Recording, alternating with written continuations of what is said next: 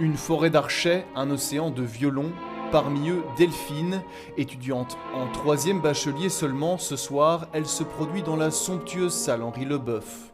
C'est évidemment une très belle opportunité de pouvoir jouer dans une si belle salle, tout comme le répertoire que nous allons jouer avec autant de musiciens. C'est une très belle expérience. Comme un avant-goût de la vie d'après, une certaine pression sûrement de jouer devant tant de monde, mais aussi celle des points, car le concert compte comme évaluation pour les étudiants, alors mieux vaut ne pas se rater, et pour ça le secret reste le travail acharné. On a passé bien 30 heures déjà pour préparer ce concert. C'est plus que 100 personnes dans la salle, sur la scène. Oui, ça nous a pris beaucoup de travail, mais l'effet est vraiment bien. Au programme, Richard Strauss et Maurice Ravel pour célébrer le début des travaux au conservatoire.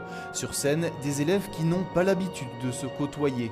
Bien, ce sont des étudiants des 2 conservatoires, francophones et néerlandophones, qui se réunissent et qui font ensemble une grande session d'orchestre, comme on le dit, parce que ça nous permet de proposer un répertoire qu'on ne pourrait pas faire chacune de nos écoles seules. Vous voyez qu'il y a 4 harpes ici, par exemple, il y a un très grand effectif, et donc d'aller vers quelque chose de plus large. Le concert est organisé par une ASBL créée pour soutenir les travaux de rénovation, avec pour objectif aussi de rassembler francophones et néerlandophones, des élèves dirigés par un grand professionnel comme c'est l'usage.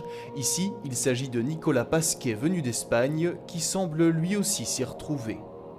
C'était une expérience vraiment géniale, c'est beaucoup de travail, parce que rejoindre 2 orchestres différents en 4 jours avec une symphonie comme celle-ci, c'est un challenge. Mais cela se passe magnifiquement bien, ils sont très bien préparés, ils sont très motivés, et ça a été une très bonne expérience pour moi. Le concert se joue à guichet fermé, mais cette initiative devrait se poursuivre dans les années à venir.